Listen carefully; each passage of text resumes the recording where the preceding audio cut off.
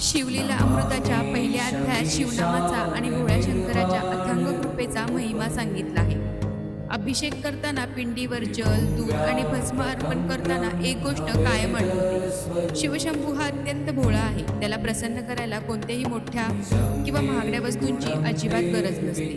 प्रेमाने वाहिलेले एक बेलपत्र आणि एक फूल तरी माझा भोळा शंकर अत्यंत आनंदाने त्याचा स्वीकार करतो. नमस्ते देवदेवाश सर्व कार्य प्रदायक, तांदूळाची मूठ अर्पण गृहाण परमेश्वर. त्यातच आज अभिषेक केल्यानंतर पिंडीवर तांदळाची शिवमूठ अक्षता अर्पण केली.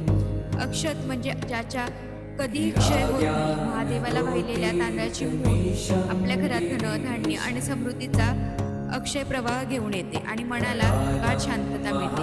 भोळ्या शंकराची भक्ती अगदी सोपी आहे, फक्त मनात श्रद्धा हवी. बेलपत्र आणि भक्तीचा भाव माझा भोळा शंकर एवढ्यातच प्रसन्न होतो.